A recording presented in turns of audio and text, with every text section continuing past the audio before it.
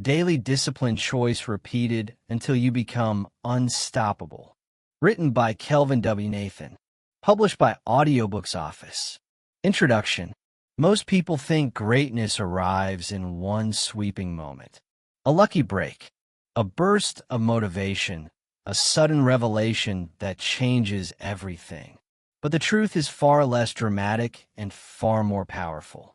Greatness is built in silence.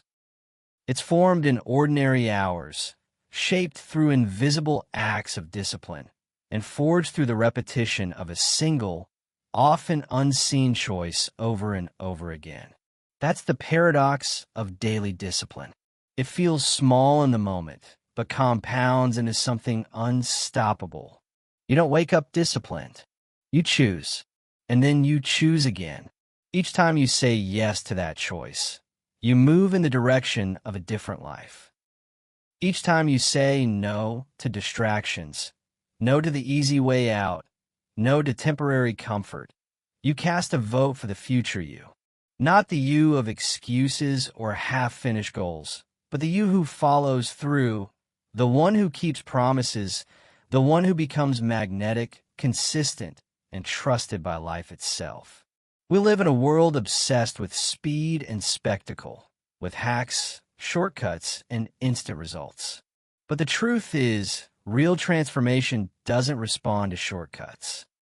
The path to becoming unstoppable is built on a slower, steadier frequency. It doesn't shout. It doesn't need a spotlight. It shows up in the way you begin your morning, in what you do after a failure, and how you hold yourself when no one is watching. Discipline isn't punishment. It's not self-denial or robotic rigidity. It is choice, repeated. It is the deliberate act of aligning with the version of you that already exists, the one waiting on the other side of your consistency. When practiced with purpose, discipline is the highest form of self-love. It says, I care about my future enough to act today. It whispers to your highest potential. I'm ready. Every person you admire, every master of their craft, every individual who radiates quiet power that didn't get there by accident. They built that state with hundreds of small, often uncelebrated indecisions. They made the choice to show up on the days they didn't feel like it. They kept going when results were slow. They honored process over perfection. That's what made them unstoppable. And here's the part most people miss. You don't need to feel ready to be consistent. You just need to decide that your vision is worth more than your comfort. And you need to make that decision again tomorrow and the day after and the next. Because the moment you realize that discipline is not a one-time act, but a daily recommitment, everything shifts. You begin to tap into a well of strength you didn't know you had. You begin to feel momentum take over. You begin to recognize yourself not as someone who starts and stops, but as someone who follows through. This book is a guide not to motivate you, but to anchor you, to remind you of your power, to teach you how to turn choices into character, consistency into confidence, and repetition into results. It's for the creators, the leaders, the visionaries, and the everyday warriors who are tired of restarting from scratch. It's for anyone who's done with being stuck in a loop of intention without execution. It's for you if you're ready to become someone who doesn't just dream, but disciplines. Each chapter will reveal a principle, a mindset, a practice, something you can apply immediately to shift from reactive to intentional, from passive to powerful. You'll learn how to stay consistent when motivation fades, how to rebuild when you fall off, how to create rhythms that support your highest self, and ultimately how to become the kind of person who keeps choosing until the choice becomes who you are. Because discipline isn't the enemy of freedom. It is freedom. The freedom to trust yourself, to rely on yourself, to build a life so aligned, so consistent, and so rooted that nothing can shake it. This is your invitation to stop waiting for the perfect moment, to stop starting over, and to begin today making the choice that will change everything. Welcome to the work. Let's begin. For more information about the ebook version of this audio, check the video description or visit audiobooksoft.com. Chapter 1: The Myth of Motivation: Why Discipline Wins. We've been seduced by the idea that motivation is the fuel we need to get anything done. It's everywhere in morning routines filled with espresso shots and inspirational quotes, in gym montages set to triumphant music, in videos that shout about wanting it bad enough. And while there's nothing wrong with a little inspiration, the over-reliance on motivation is quietly destroying more potential than failure ever could. Motivation is fleeting. It's unreliable. It vanishes at the first sign of inconvenience or discomfort. And if your ability to take action depends on how motivated you feel, then your goals are already at the mercy of your mood. That is not a system. That is a gamble. Discipline, on the other hand, is indifferent to how you feel. It doesn't wait for the stars to align or for your energy to be perfect. Discipline shows up. It doesn't negotiate with laziness. It doesn't ask your feelings for permission. It's the part of you that understands the value of long-term reward over short-term comfort. And it is the foundation of every person you admire, whether they're an elite athlete, a visionary entrepreneur, or a quietly powerful parent who shows up every single day. What separates them from the rest is not some rare well of motivation. It's their ability to choose action over ease again and again until it becomes second nature. There is a dangerous narrative floating around that in order to do something great, you have to be inspired, that you should wait until the spark hits. But those who are waiting to feel ready almost never begin. And those who begin without waiting often end up far beyond where motivation could have ever taken them. Discipline picks up where motivation drops off. It keeps going when the fire burns out. It works in silence away from praise or recognition, stacking quiet wins that no one else sees, but that shape everything about who you are becoming. The truth is, motivation is emotional. It depends on variables outside your control. Weather, sleep, feedback, hormones, someone else's approval. It's too shaky to carry the weight of your dreams. Discipline, however, is a system. It is a conscious, deliberate choice, repeated until it becomes your default setting. It doesn't rely on enthusiasm. It relies on alignment. When you're deeply clear on why something matters, you no longer need fireworks to get moving. You just do it. That clarity creates momentum. And momentum, not motivation, is what carries you across the finish line. Here's the honest truth most people avoid. Some days will feel dull. Some tasks will feel repetitive. There will be mornings you don't want to get out of bed, conversations you don't want to have, work that doesn't feel exciting. But those are the exact moments when discipline is forged, not in the rush of new beginnings, but in the resistance of repetition. Choosing to act in those moments is what makes you unstoppable. Because when you can do the thing without the feeling, that's when you've stepped into mastery. Most people are addicted to starting. They love the rush of a new goal, the novelty of a fresh routine, the illusion of progress in the planning phase. But starting doesn't require discipline. Continuing does. And continuing without applause, without visible progress, without instant results. That's where most people break. Not because they lack potential, but because they were waiting for motivation to save them. It never does. Discipline isn't loud.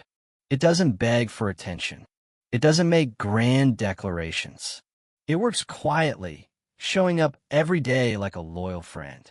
It builds strength in the shadows. It transforms intention into identity. And eventually, it becomes who you are. Not someone who needs to be pushed or pumped up, but someone who simply follows through. You don't need to feel like doing the thing. You just need to decide that doing the thing matters more than how you feel.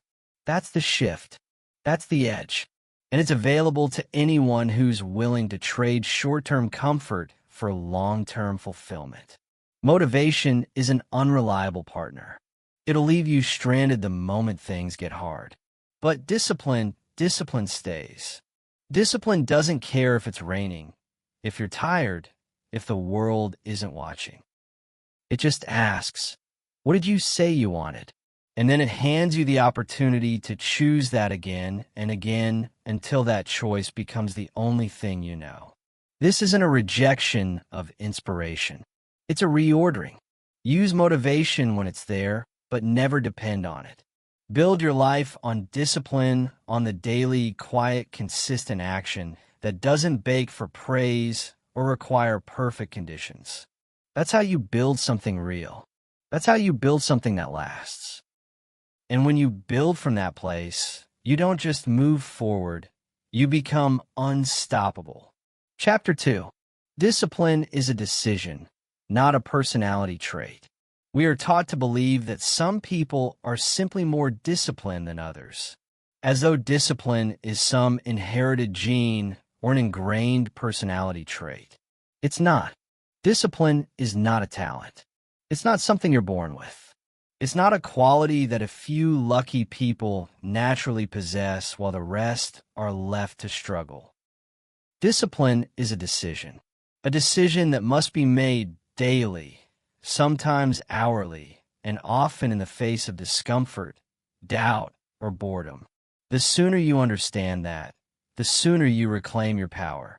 Because if discipline is a decision, then it is always within your control. It is something you can choose. No matter your background, your upbringing, your past failures, or even your current circumstances, many people look at those who appear disciplined and assume they have something special. They assume they must wake up excited, always focused, perfectly structured. What they don't see is that discipline is not rooted in feeling. It's rooted in action. A disciplined person is not someone who always feels like doing what must be done.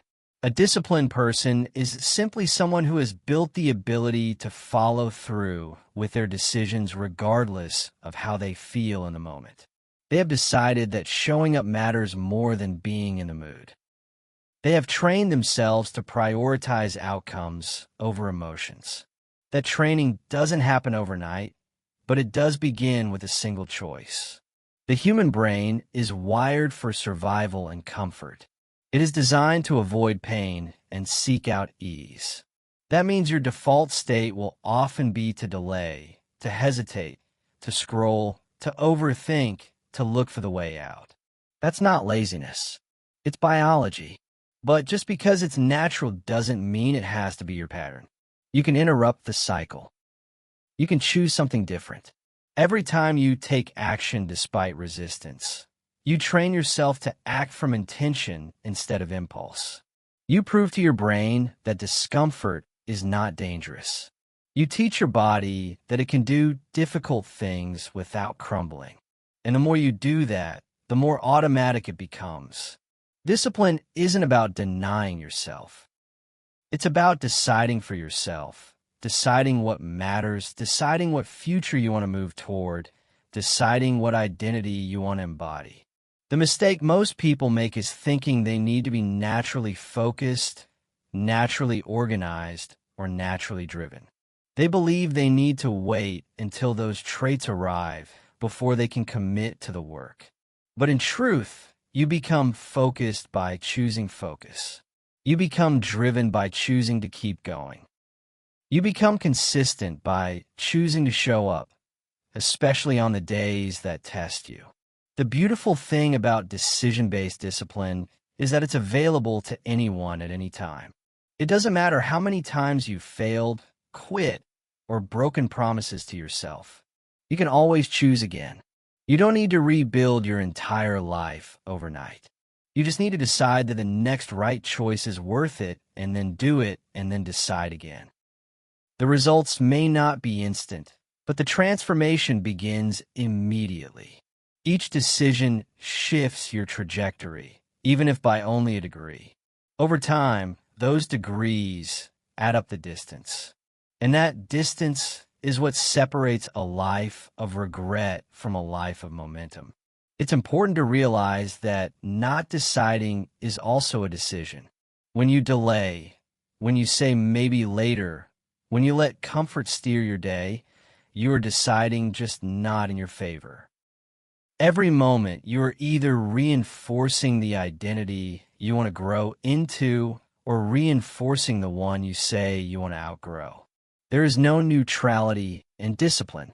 There is action or avoidance, choice or default, direction or drift. You're always casting a vote with your behavior. Your current level of discipline is not your destiny. It is a reflection of past decisions, not a prediction of future potential.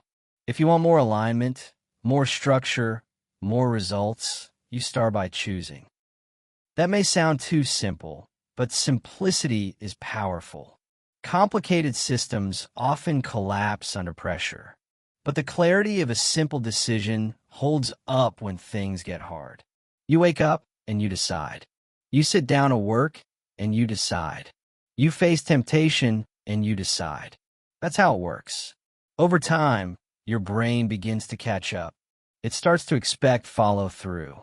Your identity begins to shift from someone who struggles to someone who chooses. That shift changes everything.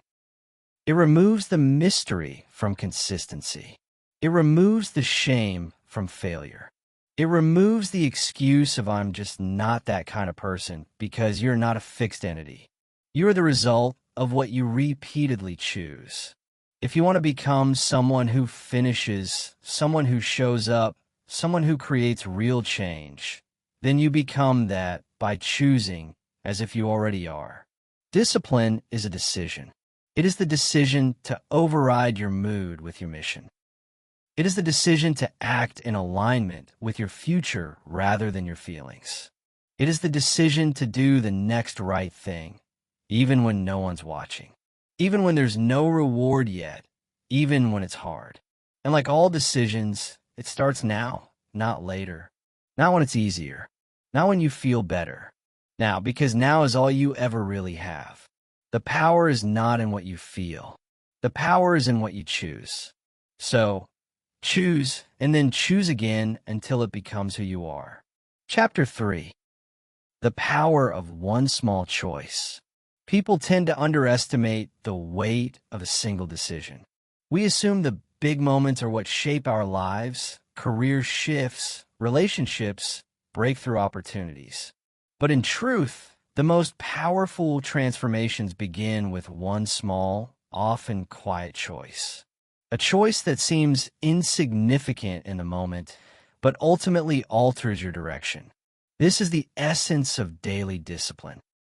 Not grand declarations or massive overhauls, but the decision to do one thing differently today. That's the power that most overlook. They wait for the massive change, not realizing that the path to that change is paved with daily deliberate steps. A small choice might be waking up when your alarm goes off instead of hitting snooze. It might be writing one page instead of waiting for the perfect mood to write a chapter. It could be putting your phone in another room while you work. These seem like nothing on their own, but nothing could be further from the truth. Every choice you make reinforces an identity. Choosing discipline over ease, even once, tells your subconscious a new story about who you are. Do it often enough, and that story becomes your reality. This is how momentum begins, not in an explosion of effort, but in the accumulation of small, consistent decisions that slowly but surely shape the life you say you want. We often crave change, but resist the process. We want the result without the repetition. We want transformation without friction. So, we look for complex systems, new tools, or perfect timing, believing that if we find the right strategy, will suddenly become someone different. But becoming someone different doesn't start with a system. It starts with a choice. One small choice. The choice to begin. The choice to try. The choice to take one action in alignment with the version of yourself you are trying to become. You don't need to overhaul your life overnight. You need to choose something better once, and then again after that. The real magic of small choices is that they remove the excuse of being overwhelmed. You don't need to know how it all turns out. You don't need to have it all figured out. You just need to decide what you could do right now, in this moment, that moves you 1 inch closer to who you want to be. And then you do that. That single act is where your power lifts. Most people fail to stay consistent because they're looking too far ahead. They see the mountain and freeze. But discipline lives in the present moment.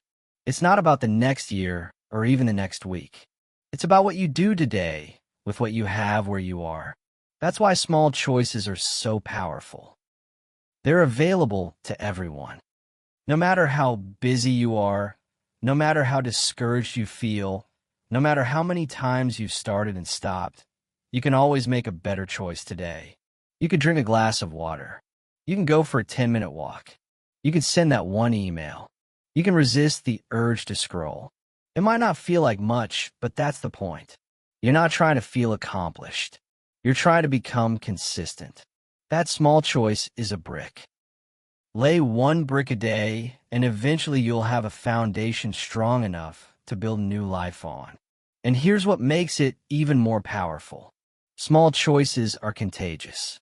One good decision breeds another. You start with a morning walk and end up eating better that day. You write a paragraph and end up in a flow state. You turn off your notifications and suddenly feel clear and present. You stop checking the scale and you start loving the process. When you begin to trust the power of one small choice, you stop waiting for momentum and start creating it.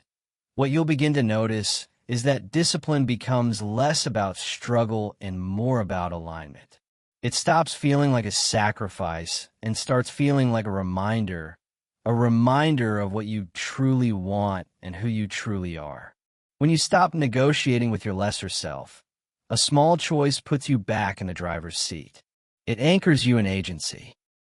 And every time you make that choice, you strengthen the neural pathway that makes it easier to choose again next time. The brain learns through repetition, not intention. If you want to wire in a new identity, you start with what you do, not how you feel. This is how people go from drifting to decisive. They stop waiting for the world to offer them the right moment and instead create momentum through tiny, unremarkable acts. One more push-up, one more rep, one more paragraph, one more honest conversation, one more glass of water. These are the choices that shift your story, not the ones that impress people, the ones that realign you. One small choice is not small at all. It is the crack in the old system. It is the beginning of a new pattern. It is the single thread that, when pulled, unravels the identity of who you no longer wish to be and weaves together the one you've been trying to step into. And because it's small, it's accessible. You don't need a new year or a new job or a new version of yourself. You just need to choose something different today on purpose. This is the work. Simple, not easy, but within reach always. The power of one small choice is that it doesn't require a new life to begin. It only requires that you say yes once and then again until it becomes who you are. Chapter 4. Identity by Design. Becoming the person who does it anyway. Discipline is more than a behavior. Over time, it becomes who you are. The real transformation begins not when you change what you do, but when you change how you see yourself. Your actions are always reinforcing an identity, whether you're aware of it or not. Every time you show up with consistency, even in small ways, you're casting a vote for the kind of person you believe yourself to be. The person who trains daily, the person who follows through, the person who honors commitments, especially the ones made in private. These votes may not feel meaningful at first, but they're the most important ones you'll ever cast because eventually they add up. And when they do, you no longer have to force discipline. You simply live it. That's the shift from behavior to identity. And once you cross that line, your life begins to look very different. The mistake most people make is trying to change their outcomes without changing the underlying identity that drives those outcomes. They try to get in shape without seeing themselves as someone who moves daily. They try to write a book without seeing themselves as a writer. They attempt to build wealth without becoming someone who sees money as something they manage well.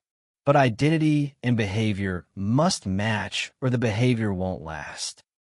You can force yourself to follow a plan for a while, but if your internal narrative still identifies with your old self, the resistance will always pull you back. The breakthrough comes when you realize you don't have to earn a new identity through perfection. You earn it through consistent alignment, through showing up when it's not convenient, through deciding again and again that this is who you are now, not who you're trying to become someday. This is not about pretending or faking it until you make it.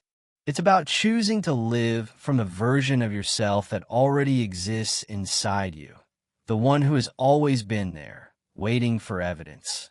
Identity isn't built on wishful thinking. It's built on proof. And the only way to create proof is through action. Every act of discipline is a piece of that proof. When you show up for your morning routine, when you say no to distraction, when you push through the discomfort of a workout or sit with the silence required to focus, these are not just tasks. They are expressions of identity. You are becoming the person who does it anyway. Not because it's easy, but because it's aligned. Not because it's convenient, but because it's consistent with who you choose to be. Discipline becomes easier not when life becomes easier, but when your self-image aligns with disciplined behavior. That alignment removes internal conflict. You stop negotiating with yourself about whether to show up. You don't need to hype yourself up. You don't need elaborate rituals. You simply act because it's what people like you do. This is where real freedom is found. Not in doing whatever you feel like, but in becoming someone who no longer battles themselves every morning. Someone who knows who they are and lives in accordance with that identity. The identity shift doesn't happen in one defining moment. It happens in layers. It happens in repetition. And yes, it happens even on the days when you fall short. In fact, how you respond to failure is one of the most defining aspects of your identity. Do you bounce back or do you spiral? Do you reflect, adjust, and return? Or do you use failure as confirmation of an old story that you're inconsistent, undisciplined, broken? Becoming the person who does it anyway means that even your setbacks become part of your strength. You get up, you reset, you move forward because that's who you are now. Not perfect, but persistent. Not flawless, but focused. You don't have to wait for permission to shift. You don't need someone to validate your process. The only thing you need is the willingness to live in accordance with the person you say you want to be. Not tomorrow, today. Discipline isn't about achieving a goal. It's about creating a new way of being. The goals are just milestones, proof that the identity is taking root. When you stop chasing results and start embodying the role, the results start chasing you. Because now you're no longer trying to become your being. So ask yourself every day, what would the disciplined version of me do right now? How would they show up? What decision would they make? And then do that not because it guarantees success in the moment, but because it aligns you with the person you are choosing to become. That alignment compounds. It builds self-trust. It deepens clarity. It strengthens resilience. And eventually it eliminates the gap between who you are and who you want to be. Becoming the person who does it anyway means building a life on values instead of feelings. It means prioritizing who you are over what's easy. It means deciding that your vision is worth more than your comfort. When that decision becomes habitual, identity becomes inevitable. And once identity takes over, you're no longer relying on willpower. You're living from alignment. That's what makes you unstoppable. Not the size of your effort, but the clarity of your self-concept. You act not because you have to, but because you don't know any other way. Chapter 5. The 24-hour window. When your life, there's one frame of time in your life that holds more power than all the rest. It's not the next 5 years or the next decade. It's not next month or even next week. It's today. This 24-hour window you're living inside right now is the only moment you have full control over.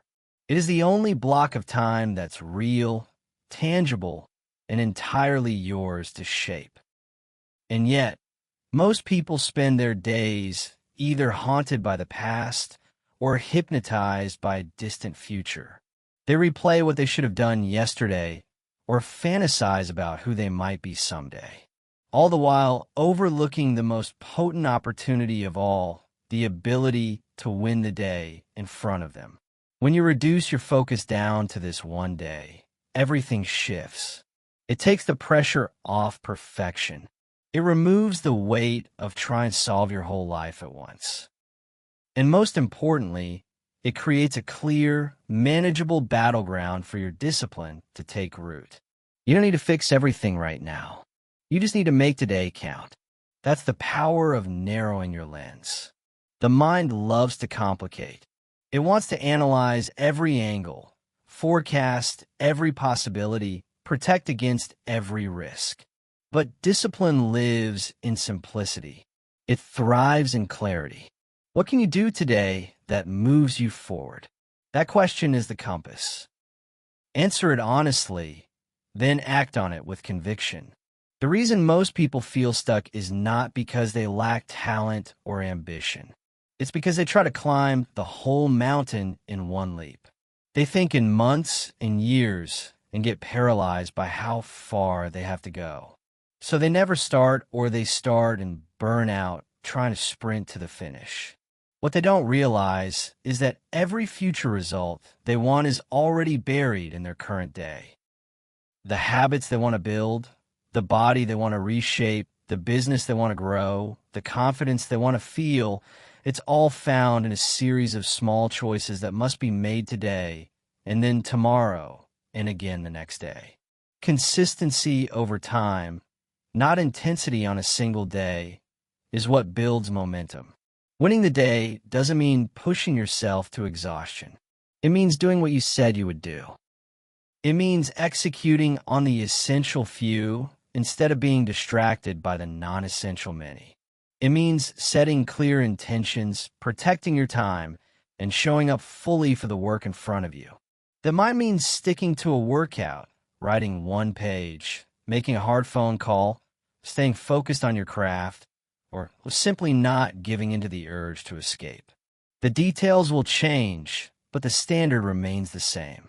Be someone who wins today. There is power in defining your day as a self-contained unit of growth. You begin to treat time with more respect. You stop wasting energy on things that don't move the needle. You start to measure success not by what you achieve in the future, but by whether or not you honor the process today. This shift creates a new rhythm. You go to bed satisfied, not because you were perfect, but because you were present.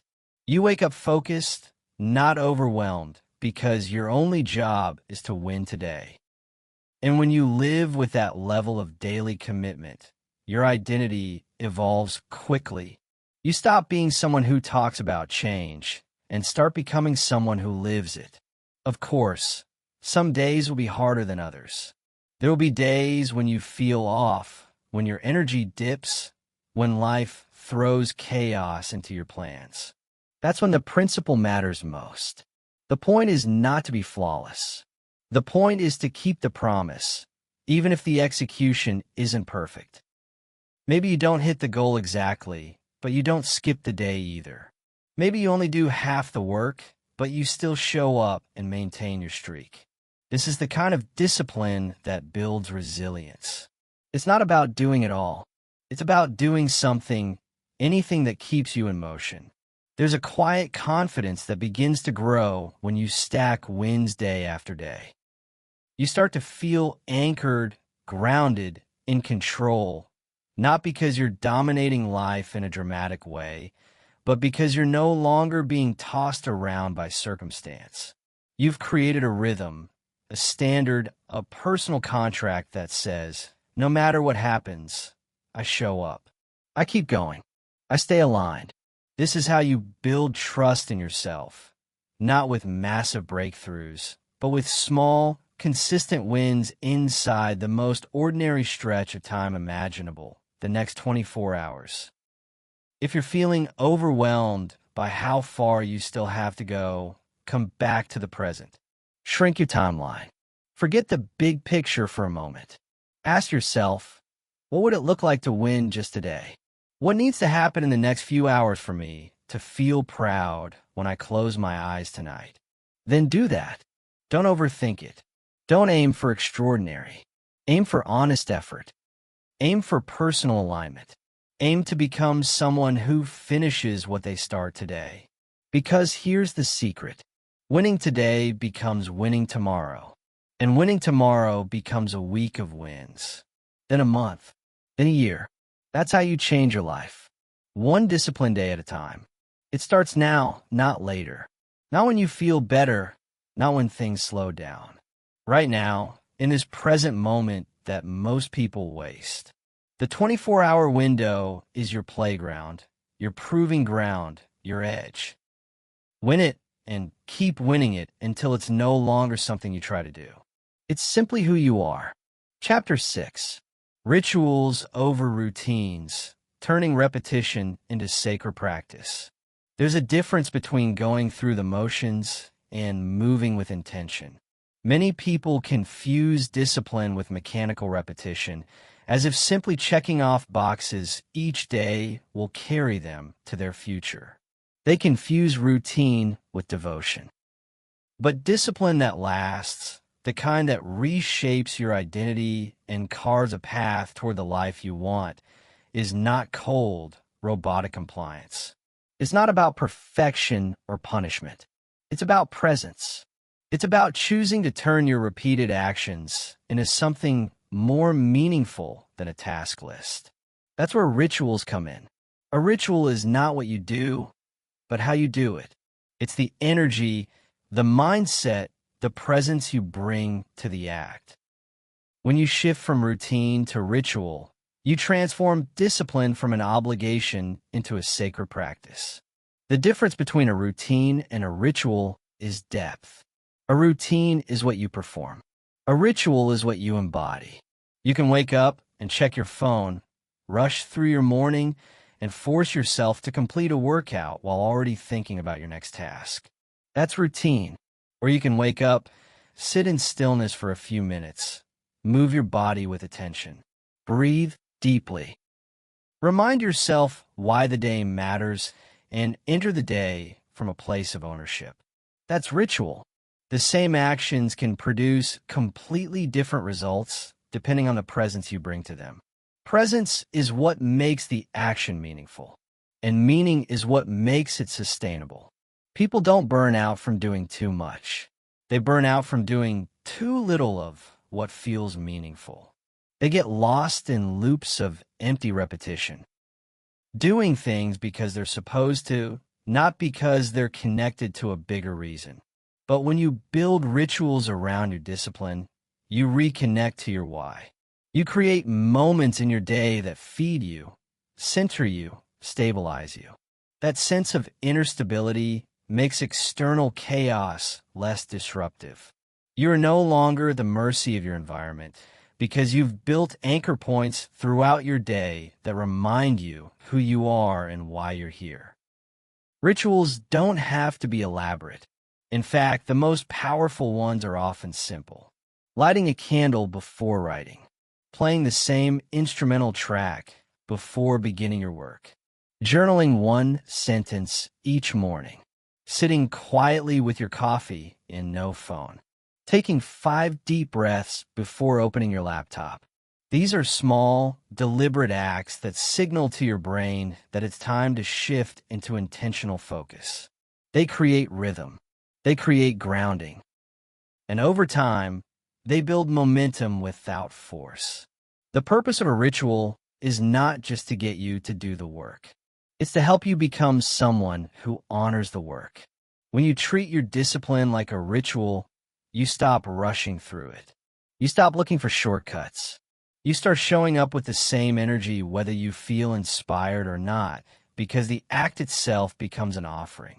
It becomes a declaration of your values. It becomes your way of saying, I choose growth over comfort. I choose direction over distraction. I choose to live on purpose. Those choices repeated day after day, quietly but powerfully change your life. Rituals also provide structure.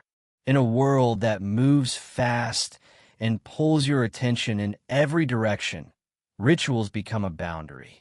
They protect your energy. They carve out space for clarity.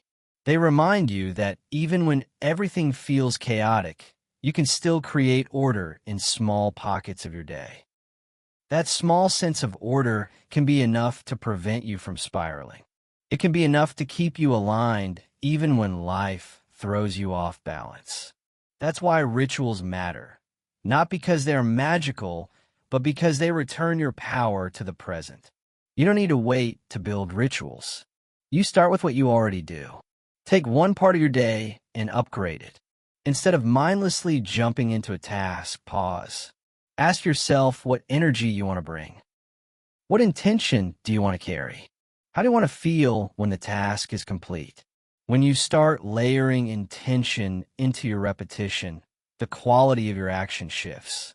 You become more focused, more rooted, less reactive, more creative.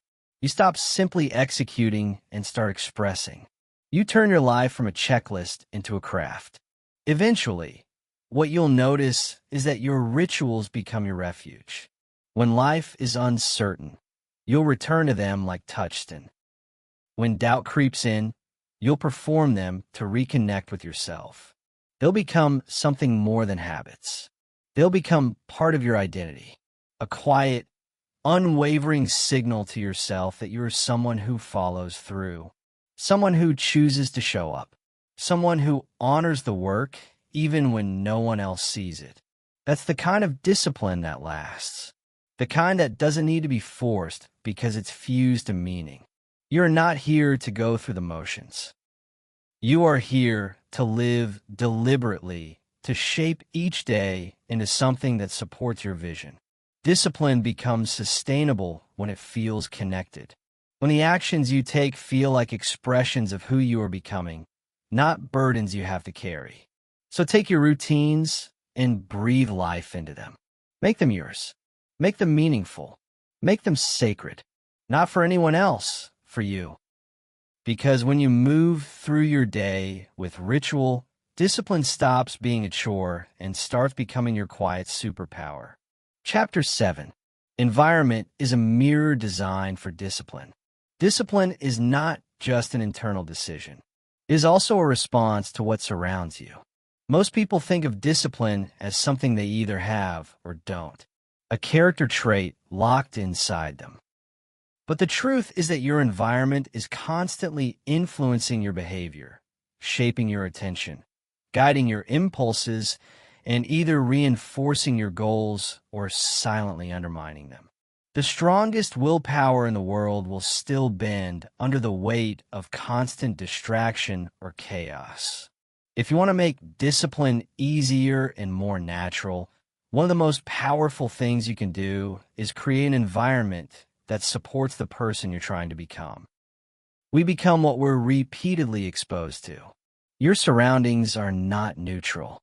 They are filled with cues, temptations, and subtle suggestions. They whisper constantly, pulling you toward habits and behaviors that align with what they contain. If your environment is cluttered, noisy, or disorganized, your mind begins to mimic that state. If your phone is within reach at all times, it will pull your focus without asking. If your workspace is surrounded by reminders of what you haven't done, it will silently feed your sense of overwhelm. Most people underestimate just how deeply their space affects their behavior. They try to focus in environments built for distraction. They try to stay healthy in space for convenience. They try to stay calm in places that scream chaos. And then they blame themselves when discipline fades. It's not about perfection or minimalism. It's about intention. When you begin to see your environment as a tool instead of a trap, you shift from reactive to proactive. You start asking different questions. What want to make easier? What distractions can I remove? What reminders can I place in plain sight that point me toward my goals? When you design your space with discipline in mind, you remove the friction between you and the actions you need to take. You stop relying so heavily on willpower and instead build systems that make your best choices the easiest ones. Small shifts in your environment create large returns over time. Laying out your clothes the night before a workout removes the early morning decision fatigue. Keeping your phone in another room while you work restores your attention span. Preparing healthy food ahead of time makes the better option the more convenient one. Placing your journal or book where you can't ignore it reminds you to return a presence. These changes are not glamorous, but they're powerful because they change the context in which you live. And context shapes behavior more than motivation ever could. Your environment includes more than just physical space. It includes the digital inputs you consume, the people you surround yourself with, the noise you tolerate, the pace at which you move through your day. If your digital world is full of distraction, notifications, endless tabs, news feeds engineered to steal your focus, then staying disciplined becomes a battle of resistance. But if you curate your inputs to match your values, your environment begins to reflect the person you want to be. If you're around people who live with clarity, who speak in goals and accountability rather than gossip and excuses, that energy begins to shape your own. You absorb the tone of the room you live in. Choose it wisely. You don't have to wait to feel motivated. You can rearrange your environment and let it carry you. A small tweak today might mean you don't even have to think about making the right choice tomorrow. This is how you become consistent, not just through mindset, but through design. A clear workspace can invite focus. A slow morning can create mental space. A quiet room can encourage reflection. None of this guarantees effort, but it removes resistance. And when resistance is removed, repetition becomes easier. And when repetition becomes easier, identity begins to shift. When people say they want to change, they often overlook their surroundings. They try to change themselves without changing what they're immersed in. But growth is suffocated when the environment is filled with noise, temptation, and distraction. If your default surroundings don't support your desired behavior, then discipline becomes an uphill battle every day. Eventually, that battle wears you down. But when you step into a space that invites the best version of you to the surface, everything begins to change. You no longer have to fight for discipline. You simply respond to your environment. And if you've designed it well, that response is aligned. There is no neutral ground. Your environment is always nudging you toward strength or weakness, toward clarity or confusion, toward focus or fragmentation. You don't need to have it all figured out. You don't need to strip your life down to nothing. You just need to begin noticing. Start small. Clear one space. Remove one distraction. Add one anchor. Then build on that. Each small change is a vote for your future self. Discipline is not about grinding harder against the grain of your life. It's about designing your life to support the grain you want to move with. Stop trying to be strong in environments that make you weak.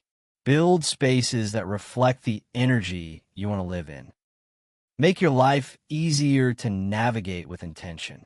Because when your environment becomes your ally, your habits become effortless. And when your habits become effortless, your future becomes inevitable. Chapter 8. Fracture and Flow. What to do when you slip. Discipline is not about never slipping. It's not about being perfect. It's about how you respond when you do fall off track. That moment right after the slip, that moment of fracture is where your real strength is forged. Everyone slips. Everyone breaks rhythm. Everyone has off days, distractions, setbacks, or moments when the energy disappears. That is not a failure of discipline. That is part of being human. The difference between those who stay stuck and those who keep growing is found entirely in how they handle that break in momentum. The world trains us to associate discipline with unrelenting streaks and flawless execution. But true discipline is not about never missing. It's about how fast you return when you do. What stops most people from reclaiming flow is shame, not the action itself, but the judgment they place on it.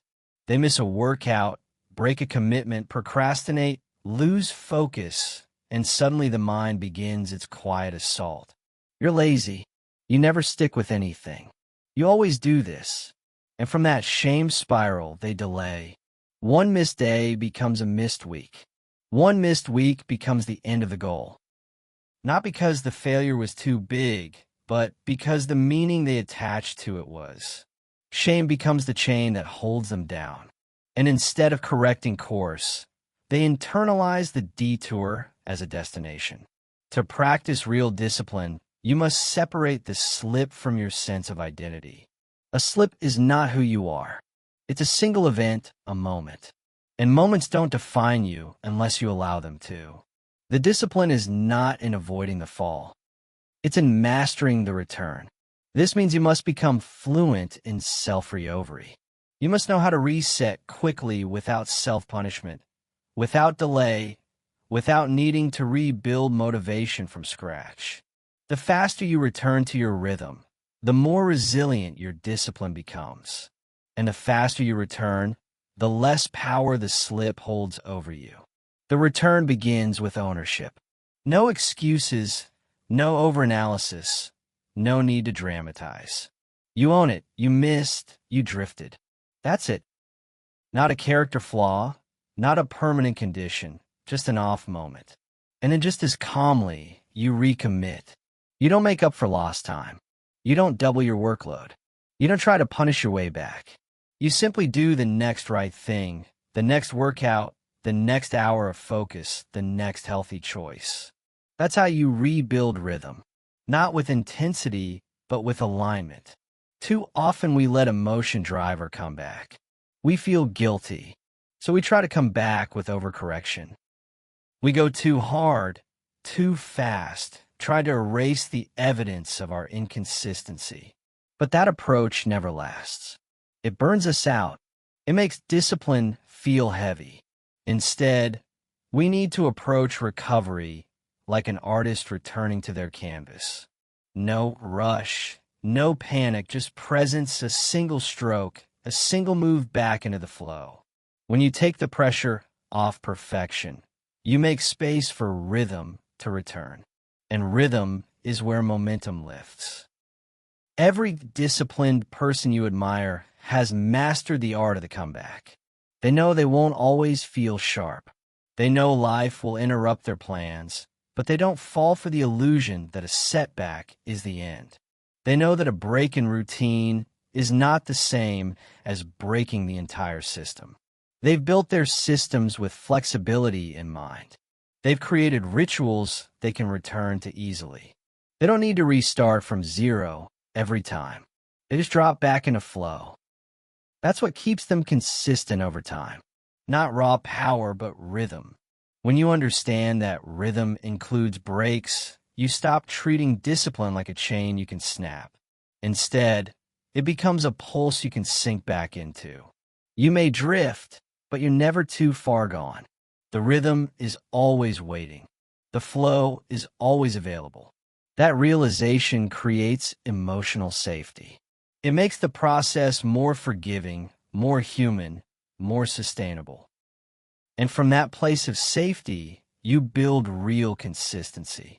Not because you never fail, but because failure no longer knocks you off course. Resilience and discipline is not loud. It doesn't shout about the return.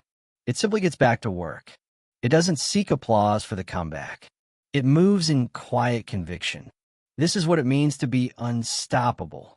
Not that you're never broken, but that you refuse to stay broken. That you don't let temporary disconnection become permanent disobedience to your own goals. So the next time you slip, don't overthink it. Don't shame yourself. Don't try to erase it. Just return. Just move. Just act in alignment with your highest self. Not because you feel like it, but because you've decided to. Again, that's the work. It's not clean. It's not linear. But it's available every single day. Even now, especially now. This is what separates discipline from perfectionism.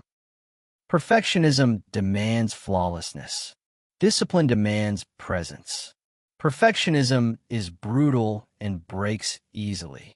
Discipline bends, recovers, adapts. And in that adaptation, you find your flow again and again. No matter how many times you fall, that's the quiet superpower of those who keep rising. They've learned not to panic in the fracture. They've learned how to return.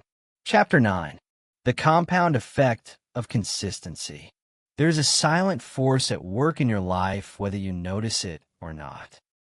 It doesn't arrive in sudden breakthroughs or dramatic moments. It builds in the background slowly and invisibly, compounding with every repeated action, every decision to stay committed, every instance where you follow through even when no one is watching. This force is the compound effect of consistency. And it is one of the most powerful principles in the process of becoming unstoppable. Most people never truly harness it, not because they don't want to succeed, but because they underestimate just how long it takes for small efforts to manifest big results. They expect to see proof before the system has had a chance to work. When it doesn't arrive quickly, they quit. But those who learn to trust the compound effect understand something most people never fully grasp. Slow growth is not no growth. Progress that's invisible is still progress. Discipline, when done right, often feels underwhelming. There's no applause, no instant feedback. You go to the gym and your body looks the same. You write the page and no one reads it. You make the better food choice, and the scale barely moves. You sit in silence and still feel scattered. But underneath that quiet repetition, something extraordinary is happening. You are rewiring your identity. You are changing the way you respond to challenge. You are shifting your internal narrative from someone who gives up to someone who continues. That shift is subtle, but over time it becomes irreversible. This is the quiet miracle of consistency. The reward is not just in the outcome. It's in who you become along the way. The compound effect does not care about your pace. It only asks that you keep showing up. It rewards the steady over the dramatic. It builds confidence brick by brick, not all at once. But because it's so slow, most people miss it. They stop 3 feet from gold.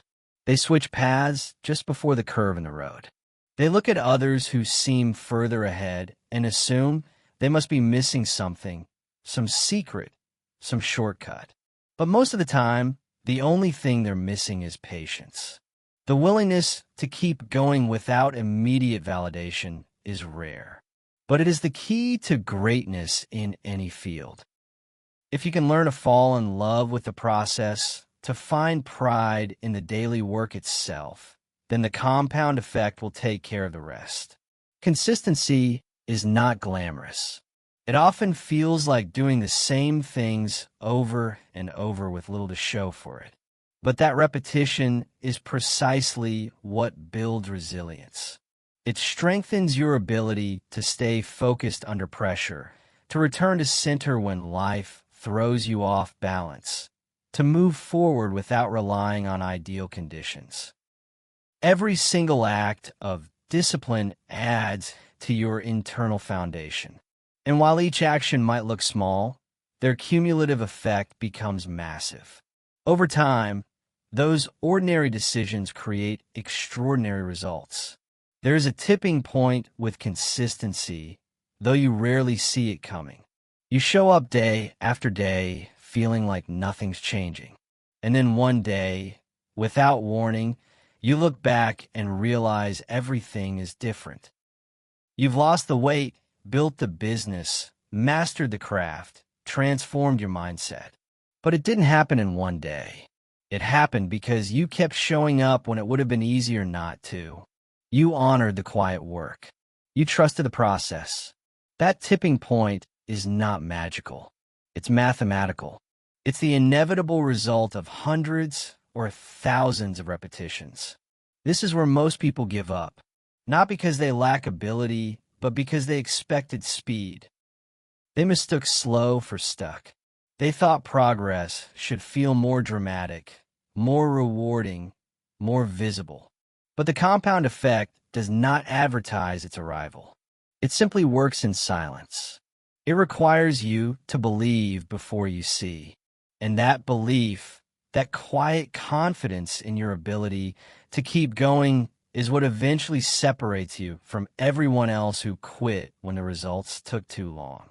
To truly harness the compound effect, you must shift your focus from outcomes to inputs. Instead of obsessing over the result, you obsess over the process. You measure your day not by what you achieved, but by whether or not you showed up aligned with your values. Did you move your body? Did you protect your focus? Did you stay present? Did you do what you said you would do, even if no one noticed? If the answer is yes, then the compound effect is already working in your favor. Whether or not you can feel it today, it is happening. And that faith in process over proof is what carries you through the long stretches when growth feels invisible. The key is not intensity, it's duration. Anyone can be motivated for a week. Most can commit for a month. But very few people can stay aligned for years. Not because they're stronger or smarter, but because they've accepted that consistency is the price of transformation. And they've stopped trying to feel excited every day. They've started focusing on what matters showing up anyway. Discipline is consistency with a purpose. It's the decision to stay in motion, to keep doing the right things even when you don't see immediate results. It's a form of trust, not just in yourself, but in the process itself. And once you learn to trust that process, once you stop needing instant proof to keep going, you'll tap into a power few people ever reach. You'll become the person who outlasts distraction, discouragement, and doubt. You'll keep building, keep refining, keep rising until the compound effect finally reveals what it's been building all along. A version of you that is strong, capable, and truly unstoppable. Chapter 10. Emotional Endurance. Choosing when you don't feel like it. There will come a point, many points in fact, when you simply won't feel like doing it. You'll be tired, unmotivated, mentally foggy, emotionally drained. The excuses will sound more convincing than usual. The bed will feel warmer, the distractions more tempting, the reasons to delay more logical. These are the days that matter most. Discipline is not tested on the days when things are smooth and energy is high. It is revealed in the moments when everything in you wants to step back, when the emotional weather turns stormy and nothing feels aligned.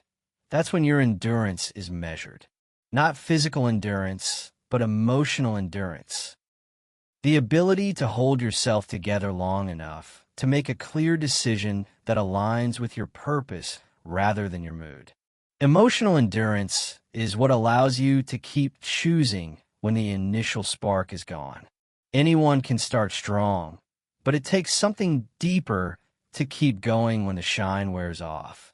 You'll have to learn how to operate outside of ideal emotional conditions. You'll have to do the work not because you feel like it, but because it's what you've committed to. You'll have to lead yourself past your feelings and into your decisions. This doesn't mean ignoring your emotions or pretending they don't exist. It means not letting them run the show. Your emotions are valuable data, but they are not always truth. They fluctuate. They pass. And if you wait for them to stabilize before you act, you will never develop the kind of rhythm that leads to mastery. Every time you show up when it's hard, you stretch your capacity. You teach yourself that discomfort is not a dead end, that frustration is not a reason to stop, that fatigue does not mean you're finished. You prove to yourself that you can carry weight without collapsing. This is what builds grit. Not toughness in the traditional sense, but a kind of internal resilience that comes from repetition. Repetition of choosing, repetition of returning, repetition of deciding that your vision is more important than your current state. Emotional endurance is developed slowly, and it can only be developed by going through the resistance, not around it. When most people feel low, they retreat. They take a break, wait for motivation to return, tell themselves they'll restart next week. But every break becomes harder to return from. The mind begins to associate negative emotion with an action. You begin to believe that it's not possible to move forward when you're not at your best. And that belief becomes a prison. You become someone who only acts when conditions are perfect, who only moves when it feels good. But the real shift happens when you stop asking how you feel and start asking what needs to be done. That's how emotional endurance grows. Not through avoidance, but through engagement. You must learn to carry your doubt, your fatigue, your frustration, your fear, and still move forward. Not in massive leaps, but in simple, steady steps. You must learn to say, "This is hard, and I'm doing it anyway." That's the kind of internal dialogue that rewires you. The kind that replaces your old identity. The one that crumbled under pressure with a new one that thrives in uncertainty. This is where your power lives. Not in pretending everything is okay, but in acting with intention, even when it's not. The most disciplined people you know still have bad days. They still feel resistance, distraction, insecurity. The difference is they don't give those feelings the final vote. They might acknowledge them, but they do not obey them. They might carry them, but they do not let them steer. They know that discipline is not a mood and success is not a feeling. Both are built on actions repeated in the presence of emotional noise. And once you understand that, you no longer panic when those feelings arise. You welcome them. You say, "This is part of it." And you keep going. This is where the quiet victories happen. In the moments no one sees. When you show up tired. When you keep writing even though your mind is foggy. When you train through the stress. When you speak up even though your confidence is low. These are not acts of performance. These are acts of alignment. You're not showing off. You're staying true. And every time you do, you deepen the trust you have in yourself. Emotional endurance doesn't mean suppressing what you feel. It means separating what you feel from what you do. It means giving yourself permission to feel it all and still act in service of your goals. Over time, this becomes a skill. You become faster at returning to your center. You stop spiraling over every dip in motivation. You stop fearing the lows because you've proven you can move through them. And this is where the real freedom is found.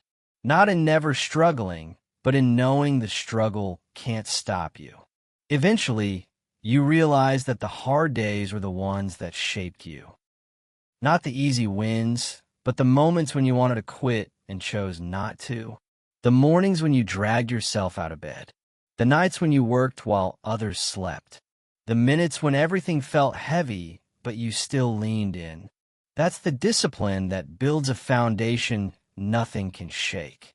That's the kind of consistency that doesn't break when life gets loud. Emotional endurance is the quiet muscle behind every sustained effort.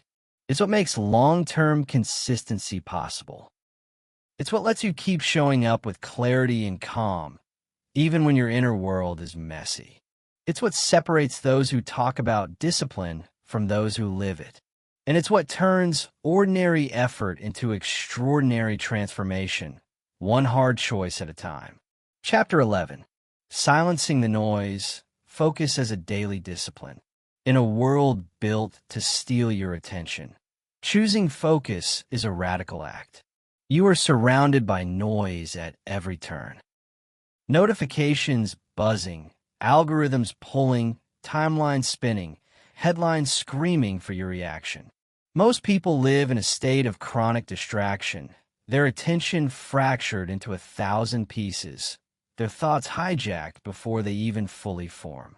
This is not a harmless side effect of modern life. This is a direct attack on your ability to live with intention. Focus is no longer something that happens naturally. It must be claimed. It must be protected. It must be practiced like any other discipline. And it must be practiced daily. The truth is your attention is the most valuable resource you have. What you focus on shapes what you experience. Where you place your attention becomes the lens through which you see your life, your work, your purpose. If your attention is scattered, your power is scattered. If your mind is constantly reacting to external noise, you lose the ability to act from a grounded place. And when you lose that, you become a follower of every impulse, every trend, every headline, every distraction disguised as urgency. You move through your days in a fog, busy but unfulfilled, occupied but misaligned.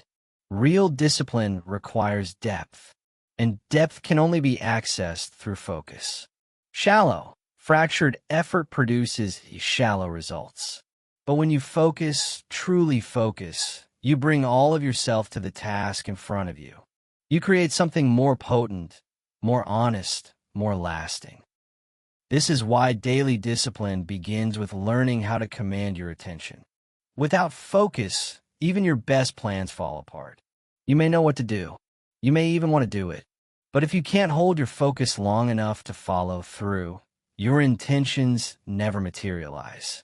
The hardest part about focus isn't technical. It's emotional. We seek distraction because it soothes us. It gives us temporary escape from discomfort, from boredom, from the pressure of effort. It's easier to scroll than to face the silence of deep work. It's easier to consume than to create. But every time you reach for distraction, you reinforce the belief that you cannot sit with what's hard. And every time you resist that pull and return to your work, your purpose, your presence, you grow stronger. You rewire your brain for patience, for clarity, for sustained effort. This is not just productivity. This is personal evolution. To build discipline around focus, you need to create boundaries. You cannot expect to operate at your highest level while remaining constantly available to every ping, buzz, and update. You must protect your time like your future depends on it, because it does. Turn off notifications.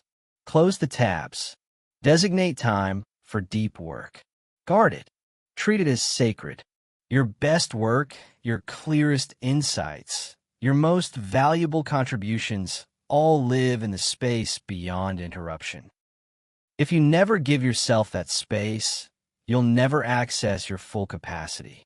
But boundaries alone are not enough. You must also retrain your mind to settle. In the beginning, it will resist. It will itch for stimulus. It will search for something easier, more entertaining, less confronting. This is normal. The modern mind is overstimulated and undertrained. the act of focusing will feel like withdrawal. But keep going. Practice staying. Practice returning even when it's uncomfortable. Especially when it's uncomfortable. That is where the shift happens. Not in being perfectly focused from the start, but in choosing to come back again and again until focus becomes familiar. There's a rhythm to focus. When you enter that rhythm, time changes, hours shrink, distractions fade.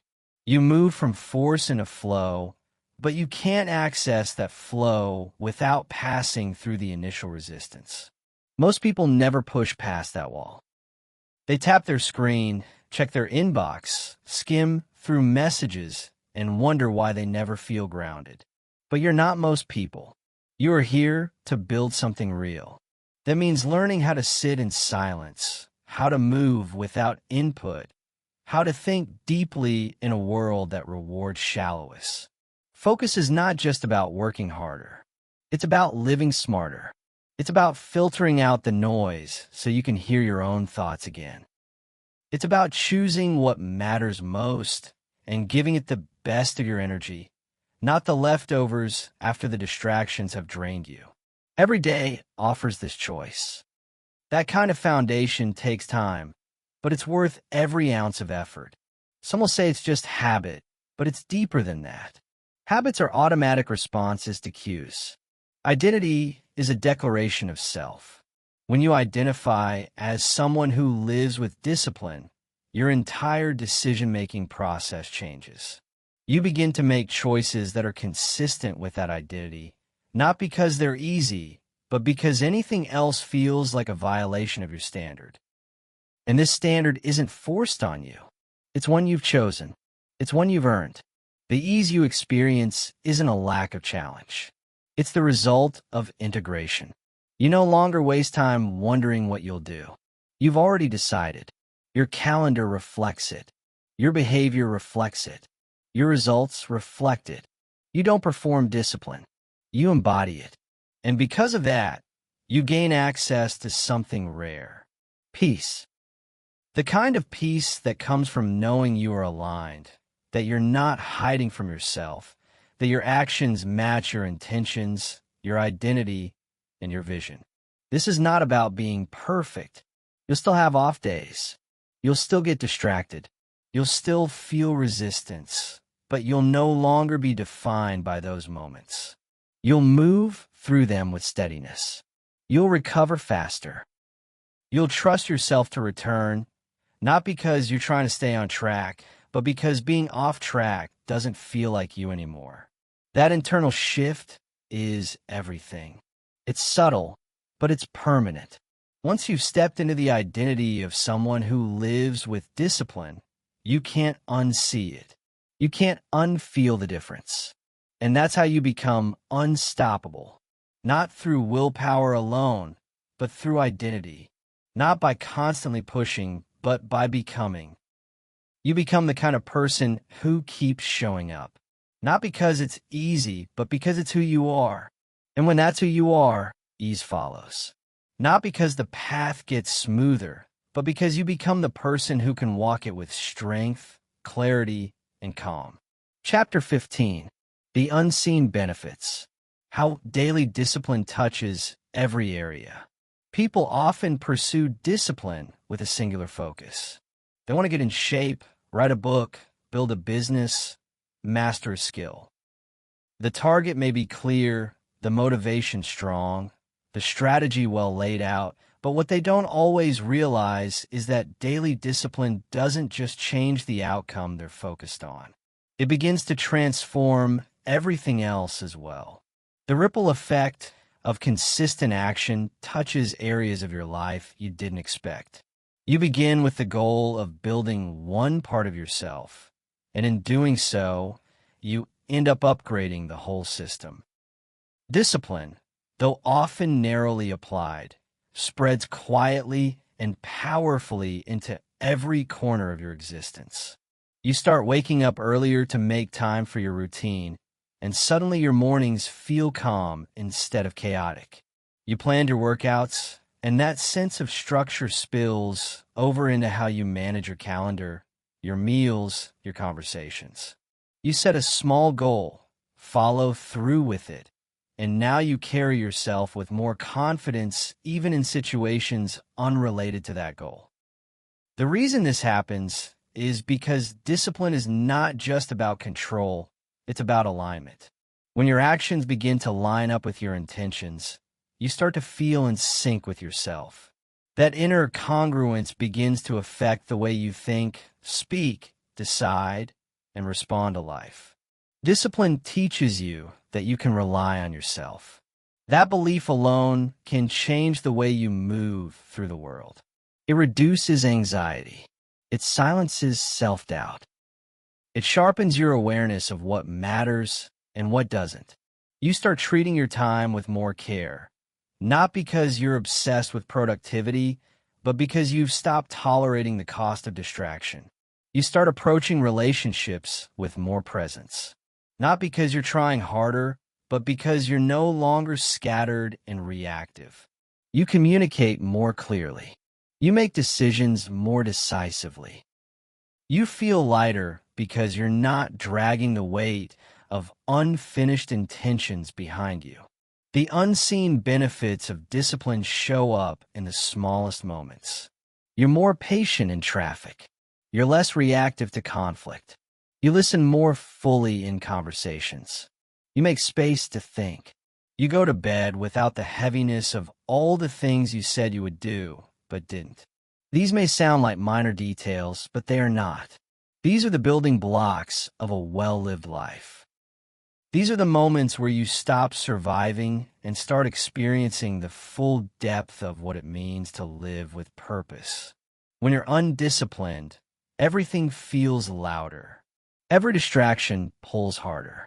Every decision feels heavier. But when discipline becomes a daily practice, the noise quiets down. You're not constantly running behind. You're not making promises you can't keep. You're not pretending you'll start tomorrow. That relief creates mental clarity. It gives you emotional space.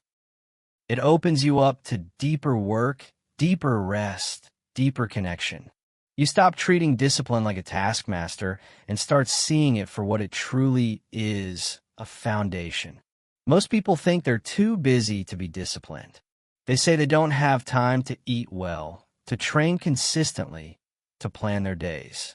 What they fail to see is that lack of discipline is what makes them busy in the first place. Without it, you waste hours in indecision, in reactivity, in cleaning up messes caused by inattention. You can't find your rhythm because you're always catching up. But once discipline is in place, the opposite happens. You gain time. You gain energy. You start to notice the difference between urgent and important, between noise and necessity. You stop defaulting to what's easy and start gravitating toward what's essential.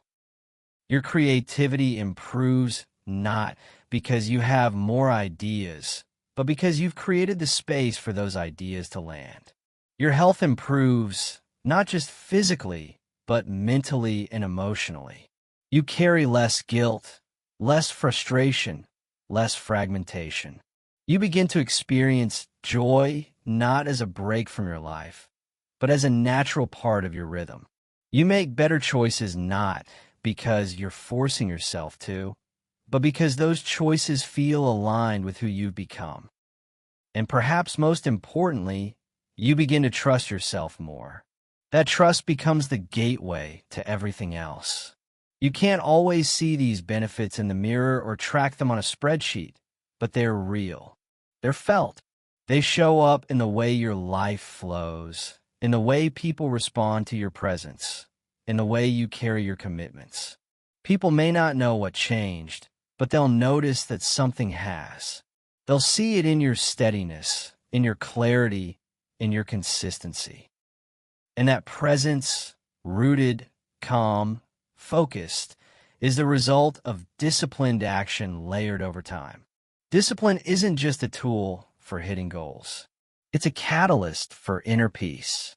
It's a signal to yourself that you are in the driver's seat of your own life, that you're no longer at the mercy of mood, chaos, or impulse, that you've chosen to live deliberately, and that deliberate living begins to elevate everything. Not just the thing you set out to improve, but all the things around it that were quietly waiting for you to rise. That's the real reward of daily discipline. Not just the life you build, but the person you become in the process. Not just what you accomplish, but what you awaken. Chapter 16. Unstoppable isn't loud. It's rooted. The word unstoppable often conjures images of relentlessness, constant motion, high energy, and outward dominance. It brings to mind people who charge forward, never rest, never bend, and never show weakness. But that image is a distortion. True unstoppable force doesn't scream. It doesn't rush. It doesn't need to prove anything. The most powerful people, the ones who last, who rise steadily, who remain steady while others fall apart, don't move loudly. They move with quiet certainty. They don't draw attention to their discipline. They live it. Their strength isn't fueled by adrenaline or theatrics. It's rooted in deep alignment and an internal calm that doesn't fluctuate with the noise of the world. Unstoppable doesn't mean aggressive. It means grounded. It means consistent regardless of circumstance. It means you don't fall apart when things go wrong because your foundation isn't built on emotion, image, or momentum alone. It's built on daily decisions that you've repeated so many times they've become a part of you. That's what makes you unshakable. Not that you never get tired, but that your commitment doesn't dissolve in fatigue. Not that you never fail, but that your failure doesn't turn into self-abandonment. You don't need constant wins to stay on track. You just keep showing up. That is real strength. That is what unstoppable looks like. Most people seek to be unstoppable through intensity. They throw themselves into new routines, new systems, and new goals with full force. But intensity burns hot and fades fast. Without roots, effort cannot endure. What separates those who burn out from those who break through is not how hard they push at the start. It's how deeply they are rooted in their reasons, their rhythm, and their identity. Roots don't grow overnight. They grow through consistent repetition, through facing challenges and staying the course, through building trust in your ability to continue. The more rooted you become, the less you need to force yourself forward. You're not pushing from desperation. You're moving from depth. To become rooted is to know your values so clearly that you stop entertaining options that don't align. You don't waste time chasing distractions or doubting your path every few days. You're not constantly restarting. You're not constantly seeking external permission to proceed. You've made the decision. You've set the standard. You've built the system. Now you live it. That stillness in your decision doesn't mean you never evolve. It means you evolve from a place of intention, not from panic or pressure. It means your growth is built on stability, not on a need to escape who you were yesterday. When you are rooted, you don't need hype. You don't rely on the mood of the day to determine your effort. You're not waiting for a perfect plan, the right weather, or someone else's support. You've built a self-sustaining engine. It may not be fast, but it's steady. It may not be flashy, but it's enduring. In a culture obsessed with fast starts, your quiet consistency becomes your greatest edge. While others are bouncing from one commitment to another, chasing momentum, you're building something permanent. This doesn't mean you never feel doubt. It doesn't mean you're immune to life's disruptions. It means you have trained yourself to continue anyway. It means your identity isn't at the mercy of how things are going. It's anchored in how you choose to show up. And when that becomes your baseline, when continuing is your default, you begin to feel the quiet power of being unstoppable. Not because you're always dominating, but because you're always returning, always recalibrating, always choosing. The world doesn't need more explosive starts. It needs more people who can stay grounded when the noise gets loud. People who can move with intention when chaos hits. People who can walk away from the drama, the distractions, the shiny temptations, and return to the work they said mattered. That's what being unstoppable really is. Not a sprint, not a show, but a quiet refusal to abandon the path you've chosen. That refusal doesn't have to be aggressive. It can be calm. It can be kind. It can be still. You don't need to be the loudest, the most intense, or the fastest to win. You need to be the one who keeps going, the one who honors their rhythm, the one who is so aligned that quitting feels unnatural. You don't need to prove your discipline. You need to live it. When discipline is rooted in identity, and that identity is rooted in purpose, there's no need to shout about your progress. You become the proof. You move through life with a certain gravity. The world begins to move around you differently. Not because you demanded respect, but because you've embodied it. Being rooted allows you to be both strong and soft, structured and flexible, focused and free. It gives you the ability to bend without breaking, to move without losing direction, to work hard without being consumed, to rest without guilt. That balance is not built through occasional breakthroughs. It is built through daily discipline that has matured into who you are. You don't become unstoppable by trying to be. You become unstoppable by becoming rooted so deeply aligned with your purpose, your values, your rhythm that nothing external can knock you off course for long. That's not loud. That's not dramatic, but is powerful beyond words. And once you've felt that power, nothing else compares. Chapter 17. Live the work. The choice you make from here. Everything you've built up to this point. Every choice, every habit, every repetition, every test of will has been leading to a simple but powerful question. Will you continue? That's the real test of discipline.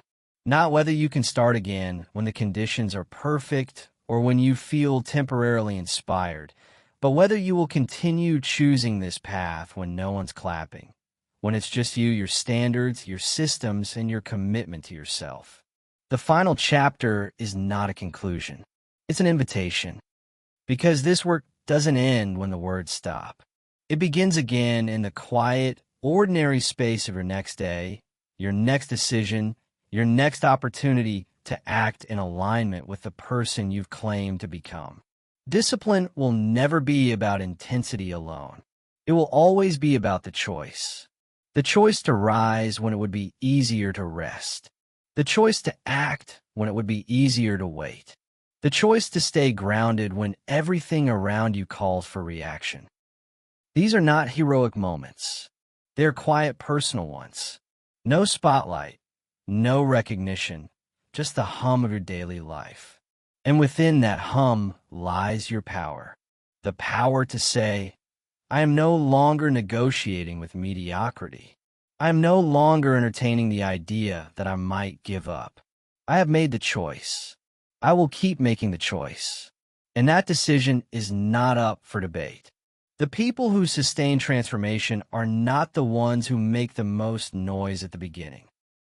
They're the ones who do the work without needing to be reminded why it matters. They don't rise and fall with every emotional wave. They don't need to be convinced. They've already convinced themselves through experience that this path is worth it, that they are worth the effort, that their future is worth the friction, and they understand that the real reward is not just the result they're working toward. It's the self they're building through the process. At a certain point, discipline is no longer a skill you're trying to master.